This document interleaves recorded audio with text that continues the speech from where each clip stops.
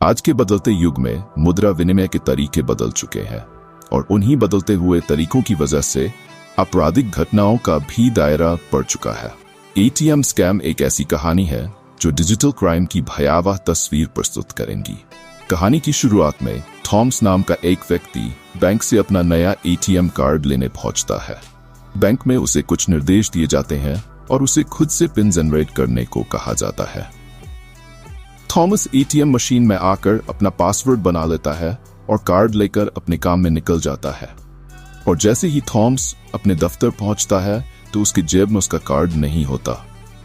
काफी देर तक ढूंढने के बाद भी जब कार्ड नहीं मिलता तो थॉमस इंटरनेट पर कार्ड ब्लॉक करने के लिए हेल्पलाइन नंबर सर्च करता है और किस्मत से उसे एक नंबर मिल जाता है। दोस्तों, अगर आपको यह कहानी अच्छी लगे तो चैनल को सब्सक्राइब, वीडियो को एक लाइक और कमेंट करके वीडियो को शेयर कर देना, इसीलिए क्योंकि जब भी वीडियो डालें आप लोगों के पास सबसे पहले पहुंचे। कर दो भाई, पैसा नहीं लगता है। थॉमस जल्दी से नंबर डायल करता है और फोन उठाने वाला व्यक्ति थॉमस से अकाउंट बैलेंस की जानकारी लेता है और उससे कहता है कि कुछ ही देर में आपके पास एक ओटीपी आएगा, वह आप मुझे बता दीजिएगा, आपका एटीएम कार्ड ब्लॉक हो जाएगा। और ओटीपी आते ही थॉमस उस व्यक्ति को बता देता है और अगले ही पल थॉमस के मोबाइल में मैसेज आता है जिससे थॉमस को पता चलता है कि उसका बैंक अकाउंट खाली हो चुका है। थॉमस के पैसे कटते ही वह घबरा जाता है और दोबारा उसी नंबर पर फोन लगाता है, लेकिन इस बार यह फोन आउट ऑफ सर्विस हो चुका होता है। थॉमस भागते हुए बैंक पहुंचता है और अपनी परेशानी बैंक कर्मचारियों को बताता है और जब सिस्टम में चेक किया जाता है तो पता चलता है कि किसी विदेशी खाते में थॉमस के पैसे भेजे गए हैं। थॉमस बैंक कर्मचारियों से अपने पैसों के लिए गुहार लगाता है, लेकिन उसकी बात से किसी को कोई फर्क नहीं पड़ता। बैंक कर्मचारियों का कहना होता है कि यह तो आपकी ही गलती है, इससे बैंक का कुछ लेना देना नहीं है। थॉमस निराश होकर अपने दफ्तर आ जाता है और अपने दोस्त से सारी बात बताकर रोने लगता है। थॉमस को रोता देख उसका दोस्त उससे कहता है, हमें किसी कंप्यूटर इंजीनियर की मदद लेनी होगी जिससे हम अपने पैसे वापस ले पाएंगे।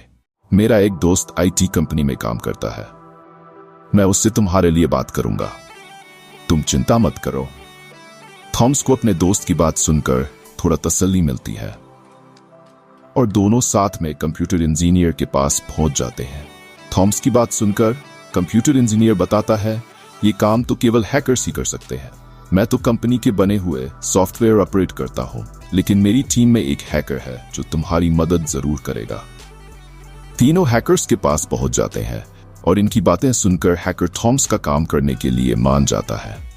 हैकर एटीएम स्कैम करने वाले को पकड़ने के लिए एक जाल बिछाता है और थॉमस से कहता है, तुम दोबारा अपने एटीएम कार्ड खो जाने की ऑनलाइन कंप्लेन करो और अगर व्यक्ति कॉल उठाता है तो जैसा मैं बोलते जाऊं वैसा करते जाना।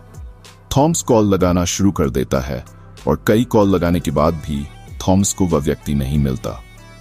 सभी हताश हो जाते हैं और हिम्मत हार के बैठ जाते हैं। तभी थॉमस के मोबाइल में एक व्यक्ति का कॉल आता है और वह पूछता है, आपका एटीएम कार्ड खो गया है क्या? इत्तेफाक से यह आवाज उसी व्यक्ति की होती है जिसने थॉमस के साथ पहले स्कैम किया था। उसकी आवाज सुनते ही थॉमस के चेहरे में चमक आ जाती है और वह इशारे से हैकर को बता देता है। हैकर अपने सॉफ्टवेयर की मदद से उसे ट्रैक कर लेता है और थॉमस को उससे बात करने को कहता है। पिछली बार की तरह इस बार भी वह थॉमस को ओटीपी भेजता है, लेकिन हैकर को एटीएम स्कैमर के बैंक खाते की जानकारी पहले से ही पता थी, इसलिए वह इस बार अपनी चालाकी से उसी के बैंक खाते का ओटीपी जनरेट करवाता है और उसका मोबाइल हैक करके ओटीपी प्राप्त कर लेता है। और अगले ही क्षण एटीएम स्कैमर के मोबाइल में मैसेज जाता है कि उसके बैंक अकाउंट का सारा बैलेंस कट चुका है। वह थॉमस को फोन लगाता है और अपने बैंक अकाउंट में बैलेंस घटने वाली बात पूछता है तो थॉमस फोन में हंसने लगता है और कि जैसा गाल वैसा तमाचा। समझ में आया? थॉमस की बात सुनते ही स्कैमर गाली गलौज करने लगता है और उसे समझ में आ जाता है कि शेर को भी बब्बर शेर मिल सकता है। थॉमस ने अपने दोस्तों के साथ मिलकर अपनी समस्या तो सुलझा ली थी, लेकिन आज भी आए दिन ये अपराध आम हो चुके हैं और इनसे बचने के लिए स्वयं शिक्षित होना अनिवार्य है।